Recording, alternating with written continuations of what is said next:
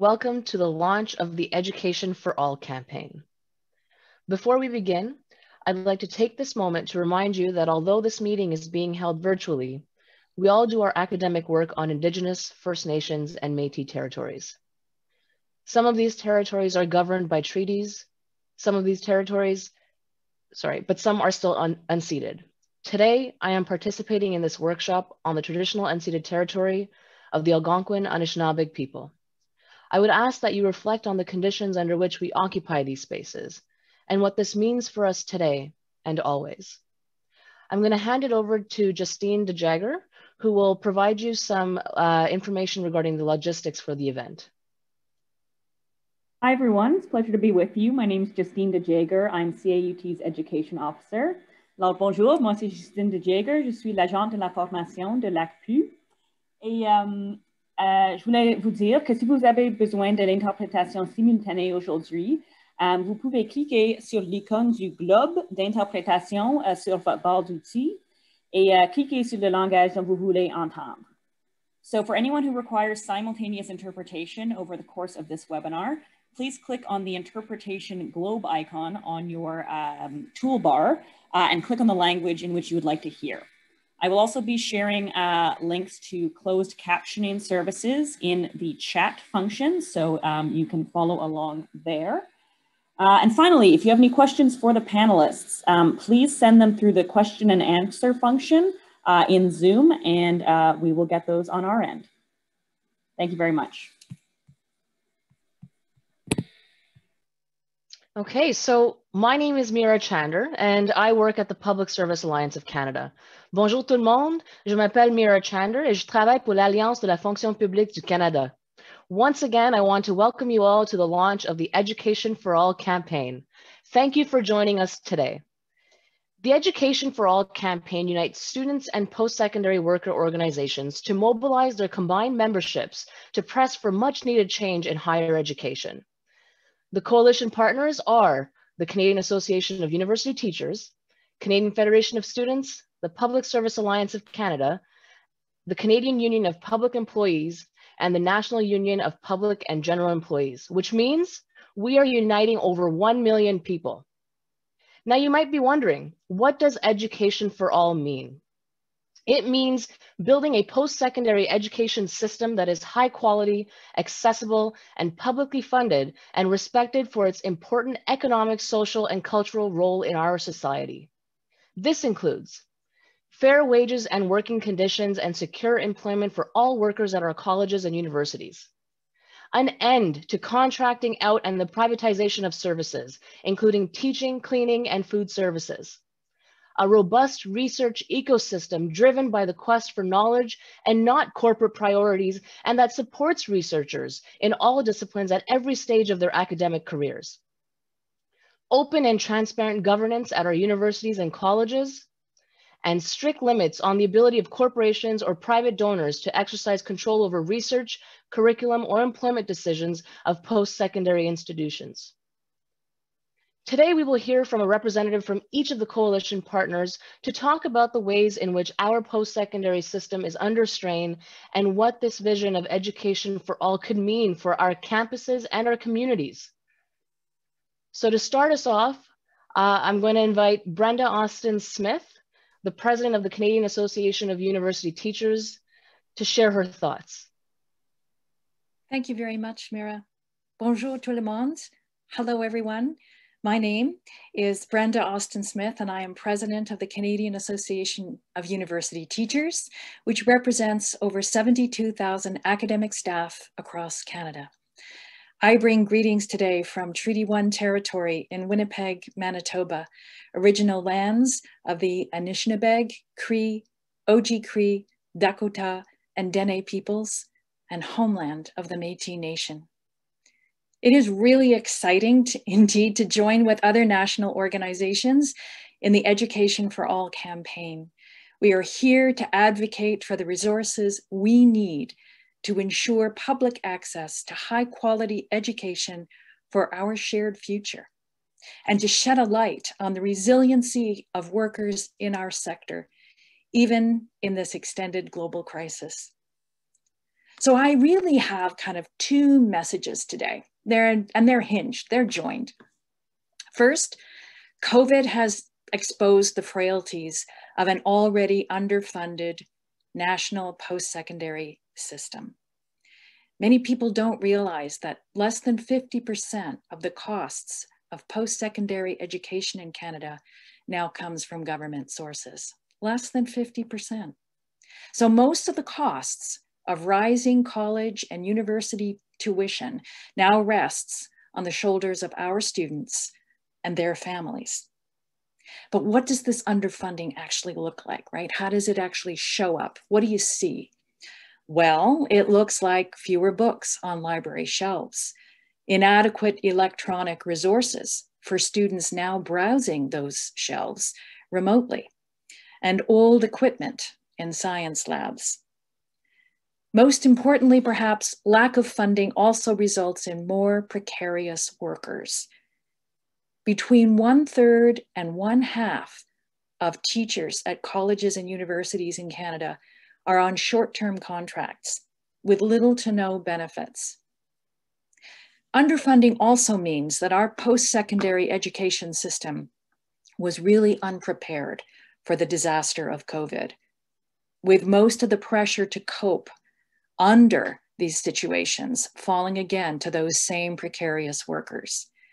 Many of my contract colleagues worked off the clock last summer to make their courses remote ready for the fall, and some of them have still not been paid for that extra work.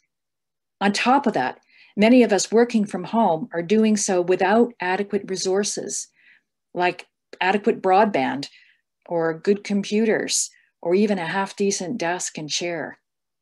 That kind of exploitation has to stop. After all, our working conditions are our students' learning conditions. We at CAUT stand with our partners in this campaign because we know that a healthy post-secondary system is a critical part of a post-pandemic recovery. And that's the second message I want to share with you today. Colleges and universities are where knowledge, innovation, and talent grow and thrive. Our institutions are the sites of research and creative responses to threats like COVID and climate change and other challenges to the way that we live, work, teach, and learn. We ask important questions in our sector, and we find the crucial answers. I hope that you will step forward with us all today in this campaign for an accessible, affordable, public post-secondary system. The strength of our sector is key to a resilient future for us all. Thank you.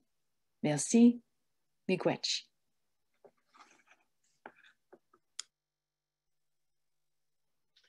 Thank you so much, Brenda. I'll now call on Karen Ranaletta, who is the president of CUPE Local 2950. Thank you, Mira. Good morning, everybody. Again, my name is Karen Ranaletta, and I'm coming to you from the traditional, ancestral, and unceded territories of the Coast Salish peoples, in particular the Musqueam, the Squamish, and Tsleil-Waututh First Nations. And today I am in Vancouver. As Mira said, I'm the president of CUPE Local 2950, and I represent over 1,500 clerical, library, and theater workers at the University of British Columbia. I'm also a general vice president for CUPE BC and a member of CUPE National's post-secondary task force. And I'm very excited and honored to be on this panel here today with Alana and Larry and Brenda and Mira and France. I don't know about the rest of you, but building working class solidarity is the reason I get up in the morning. And when I can talk about the importance of post-secondary education, in addition to solidarity, this is a good day. So as Brenda said, post-secondary education will be vital to Canada's economic recovery coming out of COVID-19. Our governments will need to resist further corporatization and have the moral courage to invest and fully fund our public universities, colleges, and all other places of higher education. Canadians, I think during COVID-19 have really been looking at their job prospects, retraining will have to happen, and people are contemplating career changes. And in order for all of that to happen, post-secondary plays an important role in that. Post-secondary education also allows us to dream big. You know, the cost of fulfilling our dreams and aspirations should not be crippling debt and precarious work, which is why we need education for all, not education for most of us who are going to have to pay a lot of money and dig ourselves out of terrible debt over years and years and years, only to not find full-time work. Education for all is what we need. I am so proud to be representing CUPE. We represent over 70,000 workers in the sector. We represent academic workers, sessional instructors, teaching assistants, but in particular, I'm here to add the voice of support staff.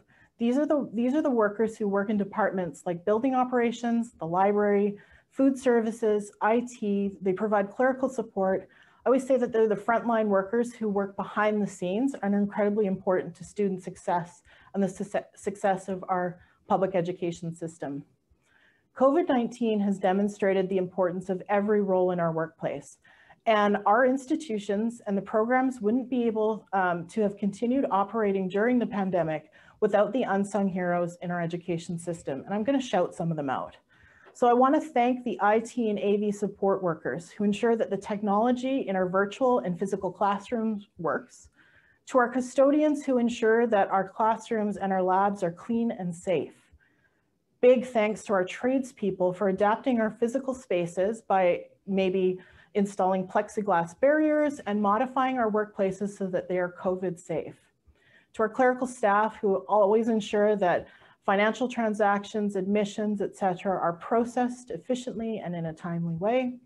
Our library workers who continue to assist researchers and students in finding the books and resources they need.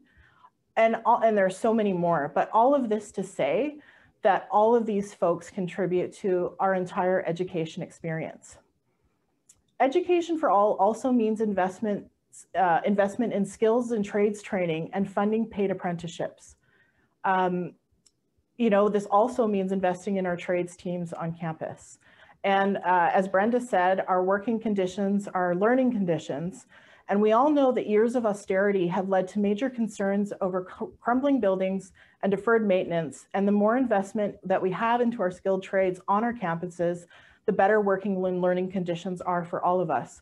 And I will say how relieved I am when I'm in the workplace and I can call Gord the carpenter or Lisa the glazer to come and fix what's needed on our campuses. And we definitely need to invest in our skilled trades. Now, workers and students in our sector have always been at the forefront of social change. We stand on the shoulders of the giants who came before us, and I think of all the strikes and acts of resistance that workers and students in the sector have participated in that have not only just changed our institutions, but the lives of Canadians for the better. I think of those intrepid members at UBC in 1974 who negotiated maternity leave top-up language, the first of its kind in the country, and it's a benefit that we still enjoy today. Our members in CUPE Locals 1975, 951, and 3338, who have had to fight off significant pension concessions, protecting retirement benefits for those who gave their working lives to the University of Saskatchewan, the University of Victoria, and Simon Fraser University. Those feisty members of CUPE Local 3903 at York who bargained unprecedented language related to converting sessional positions to tenure track positions. And right now, all of the work that our locals are doing to protect the job security of our members is important because it ensures the stability for students and their programs during the pandemic. You know, I always say that higher education exists to make the world a better place. Whether it's the research to find the vaccine, the skilled trades work that keeps our buildings safe, or developing critical thinking skills that contribute to discourse and democracy. Our collective power is crucial to fight the social, climate, and political crises of our time. I'm really excited to be part of this campaign, and I really, really hope that all of you will join us because we need every single voice to ensure that we've got education for all. Thank you. Thank you so much, Karen. Indeed, I'm also very excited for the Education for All campaign. So next, I'd like to call upon Alana McKay, the incoming chairperson of the Canadian Federation of Students, to share her thoughts. Alana? Great. Thank you, Mira. Thank you, Chivigo, for your words, Brenda and Karen. Ani Baju, Alana McKay, Indigenous Cause, Mimi Wizovic, and Dingy. Hello, everyone. My name is Alana McKay. I am from Barons River, Manitoba, and Muskrat Dam, Ontario. I was raised in Treaty 1 territory, where I'm currently residing. I use she, her pronouns. I am currently the National Treasurer of the Canadian Federation of Students, and as Mira said, the incoming chairperson. The Canadian Federation of Students is the largest and oldest student organization with over 60 members, comprising of 530,000 students. So I am currently an undergraduate myself, an undergraduate student at the University of Manitoba, focusing on Indigenous studies and criminology. I have been involved within the student movement going on 4 years now. A lot of my work focuses on advocacy and putting an emphasis on spatial and cultural reclamation for Black, Indigenous, and students of color within post-secondary institutions. Yeah, a lot of what I'll be touching on today will be revolving around why Education for All is crucial for a recovery from the pandemic. Education for All is crucial for the recovery from this pandemic because post-secondary education is a public good, and in order to come back from this pandemic, a more educated society will be good for all of us. Universities are places where innovation takes place, and by ensuring that people are able to access post-secondary education and the inclusivity of that, making sure that like BIPOC students are within these institutions and their knowledge is being portrayed as how they want it to and being taken seriously. We're creating a world where we are more easily to source solutions to our economic, social, political challenges. Yeah, and the students that we represent have said that COVID-19 pandemic has impacted their learning environments, and how the switch to online learning has exposed so many issues around accessibilities on our campuses, as well as it has brought light to the new student mental health crisis, which has been known for a while, but with the pandemic is happening, it is like a lot of mental health crises have been arising within this. So a recovery from this pandemic also means reimagining the student experience and building a culture of care around our campuses, on campus and off campus, making sure our students have their physical, mental, spiritual well-being being taken care of, all while like learning. So yeah, so making sure that we have the experiences and we're building a different kind of reimagining what that student experience is going to be like for post-secondary students, especially those who are going to be our first-year students, ensuring that like we're able to go to their experiences and making sure that we're able to care for their learning and everything and make the learning environments like so much more better than what they are right now. The anti-corporatization piece of this campaign also helps us start to think about how the structures on our campus help us start to think about how the structures on these campuses actually affect not only student health, but faculty members and staff's well-being on campuses. So just like thinking about that as well, because those are reciprocal relationships. We need both students on campus and staff and faculty. We need to be in the right mental well-being to ensure that we're fostering learning that will be 7 generations ahead, and that we're able to foster those kind of well-beings within our post-secondary institutions as well. Yeah. And then another thing that we also hear is the internet accessibility, that how many issues there are with northern and rural communities and the difficulties they face while trying to access learning because of the lack of internet inaccessibility and the infrastructure and the lack of infrastructure that is offered within these communities, and that puts barriers within, like, especially northern students. We have to think about them and how this is like greatly affecting them. Like, yeah, some students, like, when the classes are on Zoom or whatever kind of platform people use, it's not going to be as best up there, and that kind of puts them at like putting more barriers for them. This is important to highlight because not only does the Federation represent students from these communities, but because it speaks to a wider conversation about what access to education actually really means. Yeah, so education for all means that like students have access to post-secondary education, which will mean that affordability and easily accessible. We need to start thinking about breaking down these barriers for Black, Indigenous, and people of color students who are on our campuses and make up a vast majority of like our campus culture. In addition to breaking down those barriers for BIPOC students, education for all means that post-secondary education becomes an environment where racialized people want to stay, they want to learn, they want to do the research and do the work. So making these places more equitable and accessible for BIPOC students and students who come from northern rural communities, students who come from the inner city, making sure that their work is like in these institutions as well, because their knowledge is just as important. There have been conversations around the reiteration of BIPOC faculty, and by addressing our research environment, the corporatization and the equity issues that like live on our campus, we need to start to reframe what access to post-secondary education means.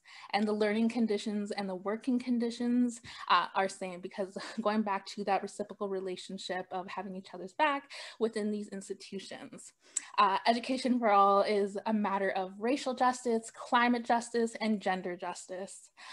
So when we're connecting with students, especially during like COVID, and finding different and unique ways to ensure we're like still connecting with the students, the struggles we often hear that they're currently facing and the barriers that have increased due to this pandemic is affordability and post-secondary education not going to be a public good, but we need it to remain a public good. We see tuition rising in each province and how that is greatly affecting students. And although our classes have like shifted to online learning, we're still seeing those switches, and the learning abilities is just not, it's not being portrayed as best as it should, although our tuition is rising. I don't see how like that is fair to the students and the work that faculty have to put in to make these classes to adjust. So it's just like kind of shifting the online learning and see how that is. We're hearing about the housing crisis and mental health crisis I keep bringing up. The responsibility to communities as students have, and like how these kind of things also affect them, and like the students who have to go back to rural and northern communities, or those students who had to go back, even international students, kind of putting emphasis on that, and like how this is like affecting them within post-secondary institutions, and how we don't, there's so many more barriers for international students that we are seeing, and like not being inclusive and putting up more barriers for them to access their education while studying at home. Goes for, like I said, rural and northern students, like just like the emphasis on that. So yeah, since I'm nearing the end of my time, I'll reiterate that now is the best time to make education for all a reality. It has to be, it needs to be, we need it. It's something that we need to push for all and every single one of us. What we're doing before this pandemic wasn't working, and a part of pushing forward and advancing our society is brave enough to ask the hard questions.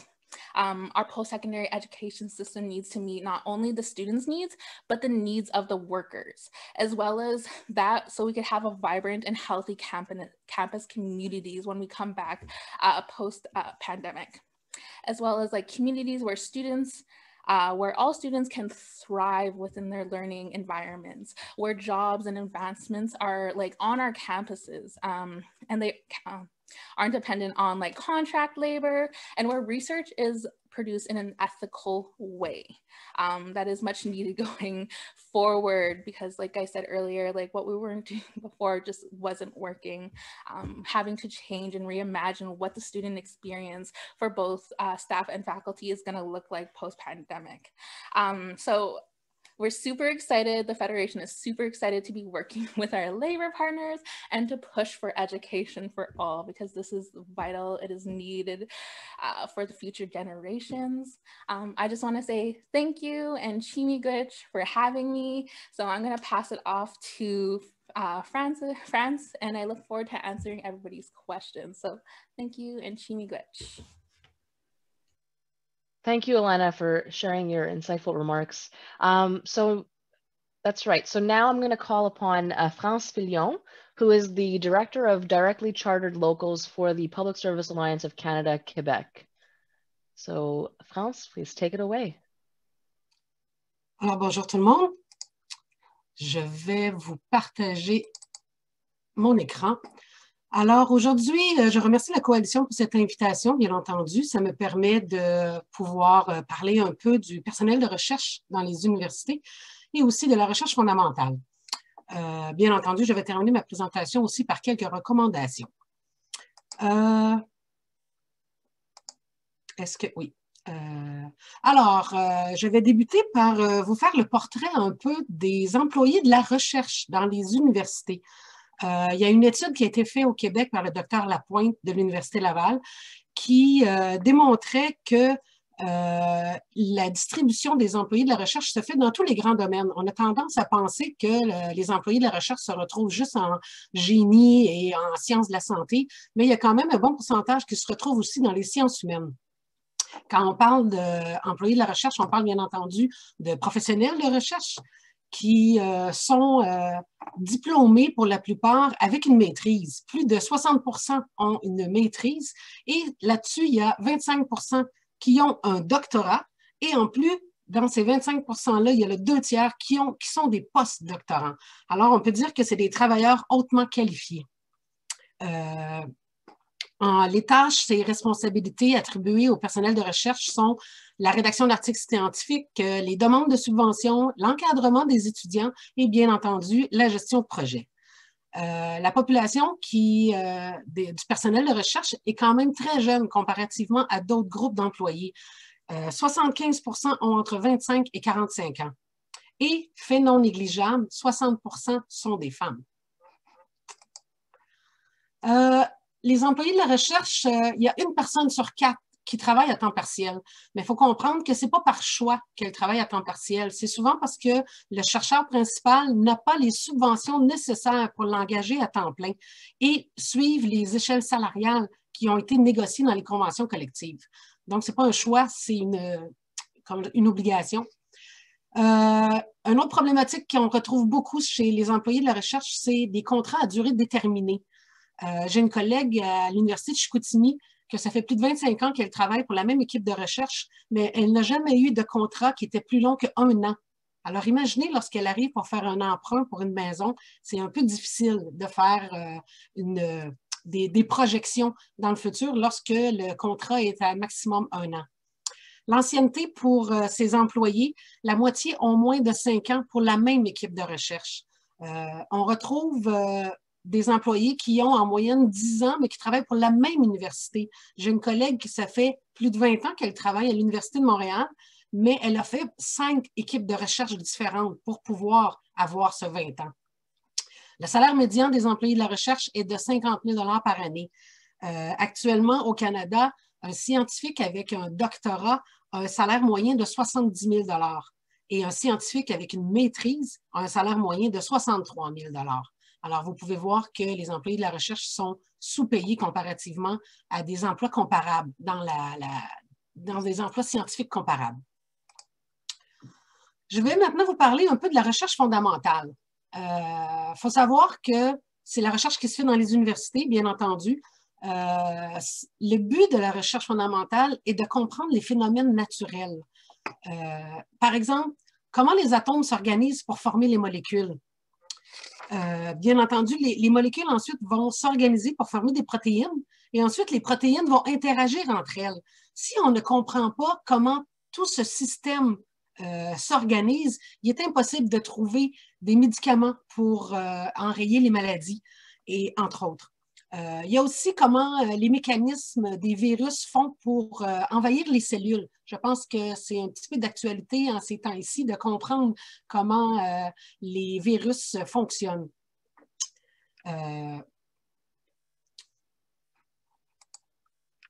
La recherche fondamentale est souvent en opposé avec la recherche appliquée. La recherche appliquée, c'est celle qui se fait dans les compagnies privées.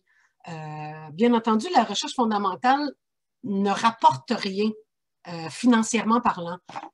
Par contre, La recherche appliquée, elle est très rentable. Elle sert à faire la mise au point de nouveaux objets, l'amélioration de nouvelles techniques existantes. Exemple, les médicaments, les vaccins, la téléphonie cellulaire, l'IRM, l'imagerie par résonance magnétique, la robotique, l'intelligence artificielle sont tous des domaines que les compagnies pharmaceutiques, informatiques ou d'intelligence artificielle utilisent la recherche fondamentale, les données de la recherche fondamentale pour arriver à mettre au point des choses qui sont rentables. Si on pense facilement aux ordinateurs et aux cellulaires, ce sont des inventions aujourd'hui qui rapportent beaucoup aux compagnies privées, mais si ce n'avait pas été en 1947 de l'invention du transistor et ensuite de la miniaturisation des composantes électroniques en 1960, on n'aurait jamais vu les ordinateurs et les cellulaires aujourd'hui. C'est facile dans un contexte économique difficile de vouloir réduire le financement attribué à la recherche fondamentale qui est moins rentable. C'est ce qui est arrivé dans les années Harper. La recherche fondamentale, le financement de la recherche fondamentale a été diminué de 35%, selon le rapport Naylor qui a été déposé au ministre des Sciences en 1917. D'ailleurs, le rapport Naylor recommande une augmentation du financement de la recherche fondamentale à hauteur de 30%, soit 485 millions sur 4 ans. Puis il va falloir vraiment réfléchir à les prochaines années qui risquent d'être un contexte économique difficile avec la pandémie et l'investissement qui a été fait dans l'économie. Je pense qu'il va falloir être très, très, très vigilant pour dire au gouvernement de ne pas réduire le financement de la recherche fondamentale. C'est à long terme que vraiment on voit l'utilité de la recherche fondamentale. Sans elle, la recherche appliquée n'existerait pas. C'est impossible qu'une compagnie pharmaceutique investisse autant d'argent dans la recherche fondamentale qui ne lui rapporterait rien. Les compagnies pharmaceutiques ou d'intelligence artificielle ou des Google de ce monde ont besoin de la recherche fondamentale pour pouvoir continuer à créer et à faire de la richesse. Alors, à long terme, ce serait vraiment un suicide intellectuel et économique pour un pays développé de ne pas financer le financement de la recherche dans les universités. Je vais terminer par les recommandations. La première, bien entendu, en tant que présidente du syndicat des employés de la recherche de l'Université de Montréal, j'aimerais bien qu'on reconnaisse la contribution essentielle du personnel de recherche à la recherche universitaire. Ça fait en sorte que les étudiants postgradués peuvent diplômer beaucoup plus rapidement parce qu'ils ont un encadrement beaucoup plus efficace avec du personnel de recherche. Ça fait aussi que la qualité de l'enseignement donné à ces étudiants postgradués-là est meilleure. Bien sûr, une deuxième recommandation, ce serait la stabilisation des emplois en recherche. Les professeurs reçoivent des subventions du gouvernement fédéral qui durent environ 3 à 5 ans et même des chaires de recherche, elles, durent 7 ans. Ce serait très intéressant que les contrats offerts aux employés de la recherche soient de longueur équivalente aux subventions octroyées. Bien entendu, suivre les recommandations du rapport Naylor serait un très bon début pour les gouvernements. Et quatrième recommandation, celle qui me tient particulièrement à cœur, l'étude faite au Québec en 2013 par le professeur Lapointe pourrait peut-être être extrapolée aux employés de la recherche au Canada. Mais cette étude a été faite avec des employés syndiqués et on sait que les employés syndiqués ont souvent des conditions de travail qui sont meilleures que les employés non syndiqués.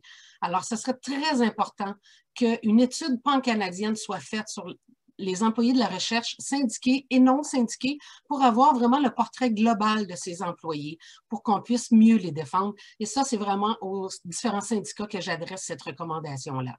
Voilà, c'est ce qui m'a fait ma présentation et merci beaucoup de votre attention. Merci beaucoup, France.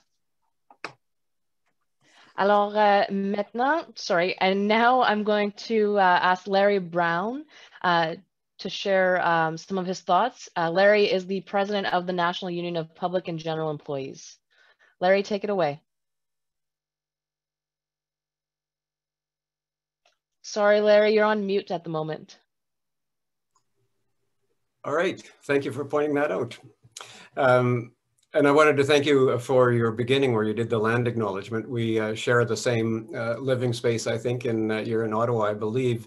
And so you've done what I would have otherwise done. We share your sense that it's important that the land acknowledgement is not just something that we say, but something that we reflect on and reflect on our role in our history and what we can do to make our history going forward a little bit better for all of us. So thank you for that. We represent some people in the university sector, but we're also mainly, I think, in the colleges system across Canada. And it's interesting to us that this launch is in the time of COVID. It would be nice to have a meeting now over the last 10 months, anytime, to have a meeting that didn't have to acknowledge COVID, but it's still very much with us. And as Brenda said at the beginning, COVID has done some really interesting things in terms of exposing the weaknesses in our existing systems. It's not just that COVID is a health issue, it's also demonstrated itself very much as a social issue. And one of the things that's exposed is the huge problem that we have within universities and colleges of it's been developing for years, and it has gotten worse over the years, and that's the use of part-time instructors and professors. It's not surprising that there'd be a huge growth, I guess, if you look at it cynically from the point of view of the employer, because it's a lot cheaper for them to have part-time instructors. There's no job security, so it's harder for those people to insist on their rights as employees, for one thing. It's cheaper, their wages are lower, and you don't have to pay people when they're not actually at work. You don't even have to pay them. A lot of part-time instructors don't even get paid for prep time. So it's cheaper for the employer, and there's fewer costs for health and welfare and all those sort of things. So you can sort of understand that just as a kind of narrow perspective as an employer, why they would be so tempted, but it is really, really harming our educational system. There's no job security for those people, so they become part of the precariat. You know, we sort of think of the precariat as delivery drivers and, you know, things that we sort of tend to associate with, but there's a huge number of people in our colleges and universities that are in the precariat, that they don't have security. It's hard to retain consistency in education when instructors are coming and going all the time. It's hard to maintain that consistency and that professional quality. And it's hard for them to earn a reasonable living. So they have to be looking over their shoulder all the time at what else they can do to get by. And finally, the really concerning thing for us right now is that the precarity of work in colleges and universities has created a disposable workforce. And when it's disposed of, it's sort of invisible because they don't show up on the full-time employment list to begin with. And so rather than being laid off, they're just not called back for another contract. We've lost thousands and thousands of part-time instructors across the country, in Ontario particularly, and it doesn't show up on the unemployment list because they didn't have full-time jobs in the first place. So all that happens is they don't get laid off, they just don't get called back. And we've got thousands of people who are in that position. And it's hurting the education system. It's hurting them, but it's also hurting the system. Let me raise one other point that hasn't been mentioned yet. Among the things that we're facing right now is a huge demographic shift. We are in the situation where that huge population wave called the baby boomers is moving out of the workforce on a very rapid basis. We're 10 to 15 years into the retirement wave that comes out of the baby boom generation. And with COVID, we're having fewer people to replace those retired workers coming in by way of immigration because immigration has slowed to almost a halt. What that means is that society desperately needs a young workforce that's educated and trained and able to step into jobs. Because we're going to be facing a huge, it sounds sort of, when we've got unemployment, it seems odd to say this, but we're going to be facing a huge skill shortage as experienced workers retire. And if there aren't educated and trained workforce to take their place, society is going to pay a huge penalty. And it's a problem that isn't just theoretical. We can see it now already, that we're not able to replace people in the kind of jobs that are opening up right now as baby boomers retire. So we have a COVID emergency. We also have a climate emergency. And one of the things that we need to deal with the climate emergency, we have an immediate, and it will be a growing need for a skill set that can allow us to develop a sustainable future for ourselves and for this planet. And again, education is key on that. If we don't have an educated and trained workforce, we're not going to be able to develop a sustainable economy going forward because everybody will be forced to scramble for a living instead of plan for a future. Canada needs an affordable, professionally developed, professionally delivered, high quality post-secondary education. And that has to be built first and foremost on free tuition. We've got to start there and move on from that. It's a social imperative. It always should be, it always has been, and COVID has just made it much more obvious to all of us, I think. Thanks for your time. Thank you so much, Larry. And thank you so much to all of our presenters. And we'll now open up the virtual floor for questions and discussions. So we've actually received quite a few questions. And we'll start off first. And this question's for all of you. So you can just go ahead and unmute when you want to answer. So the question is, how can students support workers and workers support students in the fight for accessible post-secondary education for all? I can repeat the question. How can students support workers and workers support students in the fight for accessible post-secondary education for all? Okay. Who would like to take that? Alana? Okay. Yeah. Thank you for this question. Yeah, so for students who might be like tuning in today, watching this live today, the Education for All launch, start connecting with your student associations, your faculty associations, and the campus unions to advance each other's rights like on campus. This is a very crucial part for the fight for accessible post-secondary education. And I want to put an emphasis on this. Like when I say like your student associations, your faculty associations, like those are it. Like you have to have each other's back when it comes to a lot of the things that we face on campus. A lot of the barriers we see are like a lot similar, but having those reciprocal relationships is vital to the fight for accessible and post-secondary education, because oftentimes like the profs and the faculty and the staff, what they face on campus is just like just as much as like the stuff that we go through. So making sure that those relationships are there and then they're reciprocal, and making sure that they're working through them, like just joining those kind of groups and making sure that you have a voice within those, it helps. So yeah, so that is my answer. I can join in too. It's Brenda here from CAUT. I think Alana's got it. If students who are interested in supporting staff, academic staff, the first thing to do, I think, is find out if there is a coalition that's already operating on your campus. If there isn't, start one. You know, it's never too late to become an activist. We welcome more. Connect with your student association, your local chapter of the Canadian Federation of Students, like someone like Alana, and join the Campus Coalition. There usually is one, and usually there's room at the virtual Zoom table, or eventually we hope the real table again, for us all to sit around and you know, have our monthly pizza or salad and talk about how we can work together on initiatives on campus that help us in our respective roles, but that also allow us to understand how our roles connect and often overlap. Students on campus are also workers, right? They have jobs. They're grader markers, they're lab assistants, they're theater techs, they're researchers in people's labs. They're also students.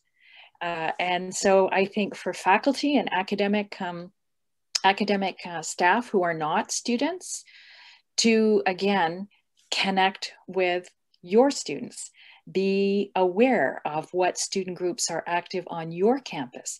How can you, in your staff associations, your academic staff associations, make room at your table for the interests and the concerns of students on your campus who may have campaigns that you can contribute to, both in the form of funding and in the form of bodies. So I think there's a lot of, as Alana puts it, reciprocal support. And inevitably, this also spills out into our communities. there are always community organizations and community coalitions. I'm thinking about the one in Winnipeg, Communities Not Cuts, which is very active with COVID-safe demonstrations, honkathons, in which we engage to protest cuts to post-secondary funding and to health funding. So I think it's stepping out virtually, stepping out on social media, and becoming one another's champions. Karen, I think you wanted to say something? Yeah, thanks.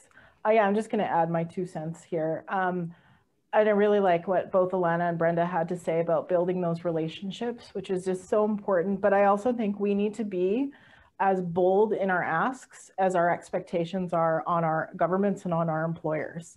And when we join together, and I'm going to keep saying this, collective power makes change. And when we band together, I mean, in a utopian world, it'd be pretty amazing if you had all the unions, the faculty members and students showing up at a board meeting with an alternative budget, that where we budget our values and not budget like towards the bottom line. And that might, you know, help us fight against our reliance on private donors and the private sector in funding our public education system. So the more that we can do together to put pressure on our boards of governors to do the right thing, to ensure that when our employers and our institutions come up with, as we all know, post-secondary education likes to strategic plan themselves to death. And so when these strat plans are put in place, ensuring that we insert ourselves into the implementation of these plans, that nobody's left behind, that it's not just left up to senior administrators or, you know, senior faculty members. Support staff are often left out of these conversations. So the more that we recognize amongst each other that the value that we bring, I think the more we can advocate. And the other thing we can do by building these coalitions on campus, and as Brenda says, when it spills into our communities, then we work together to elect progressives at all levels of government, in our city councils, on our school boards, at our provincial level. And, you know, we're probably going to have a federal election coming up. And we need people who sit in parliament who are actually going to have, again, the moral courage to make the right decision to actually invest in people and workers, not in corporations and tax cuts for the wealthy. Thank you all. Absolutely. I mean, I think student worker solidarity is crucial in this fight. And I mean, we've heard it many times, there is strength in numbers, of course. So the next question that we have, so education for Indigenous communities has been seriously underfunded and unsupported forever, and that desperately needs to be changed. What can we do in order to level this huge inequality? Oh, Larry, did you want to go first? No, Alana, go ahead. Okay, cool. Thank you. Thank you for your question. Really appreciate it.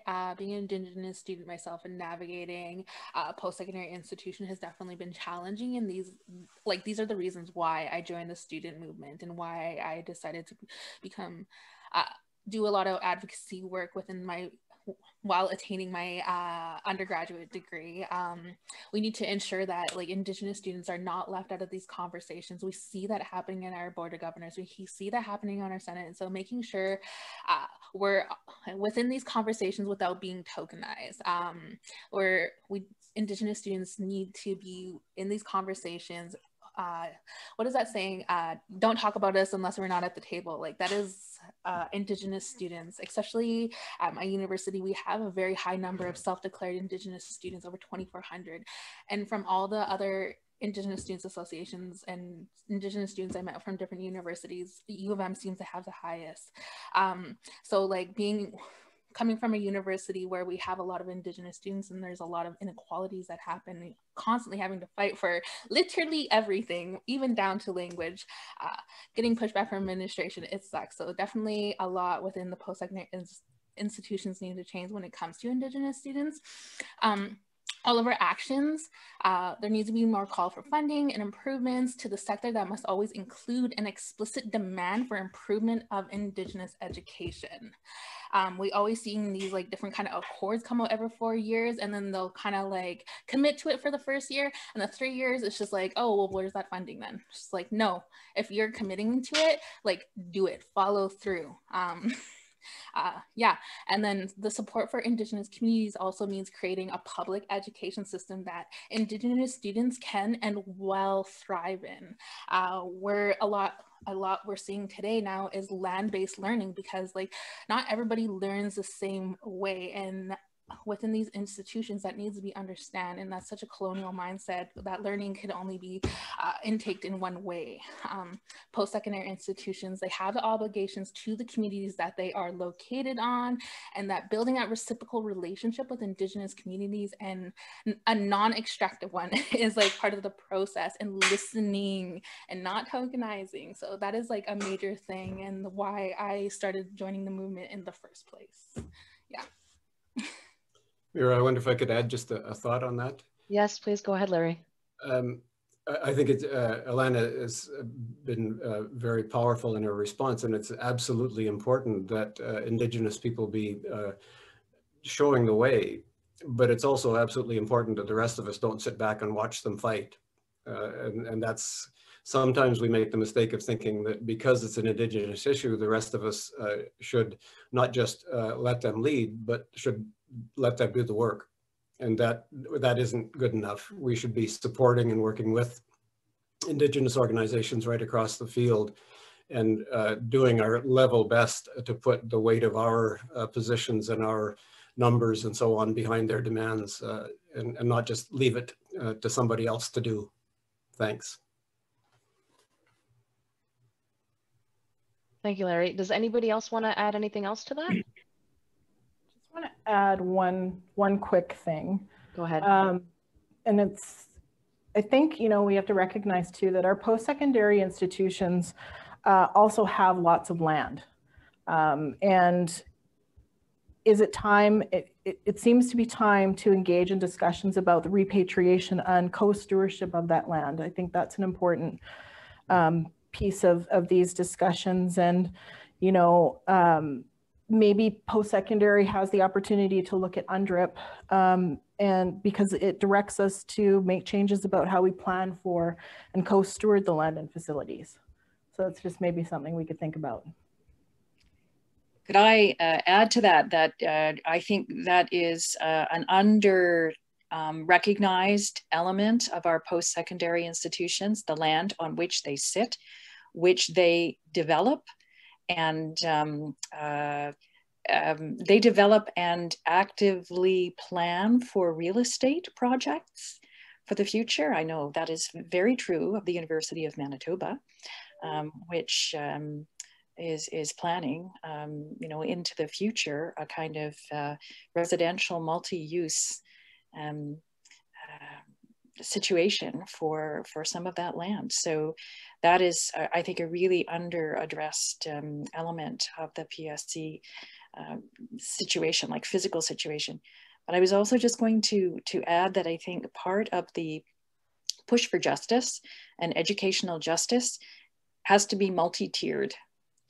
And I'm a big believer in campaigns like this one. And I think the value of a political campaign that has a goal and a number of sub-goals attached to it cannot be underestimated.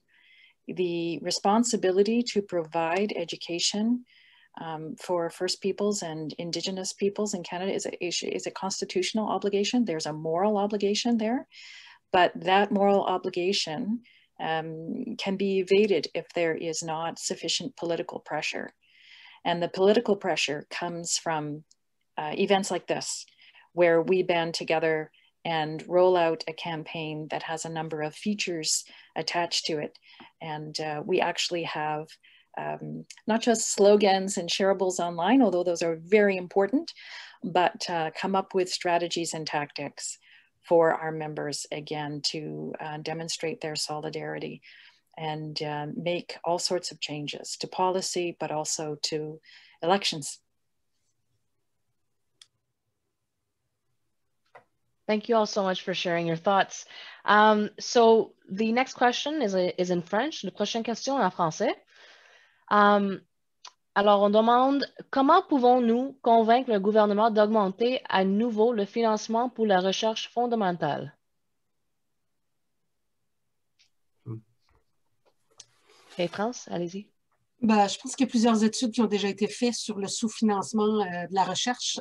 Alors, il faudrait juste que les gouvernements ne les tablettent pas, ces rapports-là, qu'ils les écoutent et que les dirigeants d'université, que ce soit le U15, que ce soit tous les rassemblements comme ça, fassent des pressions sur les gouvernements pour un financement adéquat de la recherche fondamentale. Parce que si on regarde dans les autres pays développés, le pourcentage du PIB attribué à la recherche fondamentale est beaucoup plus élevé que ce que le Canada fait actuellement. Alors, ce serait vraiment important que les dirigeants, et je crois que ceux actuellement qui sont au pouvoir, en étant minoritaires, sont à l'écoute présentement peut-être de ces revendications. Alors, j'invite tous les syndicats à faire pression sur les gouvernements pour augmenter le financement de la recherche. Does anybody else want to answer the question?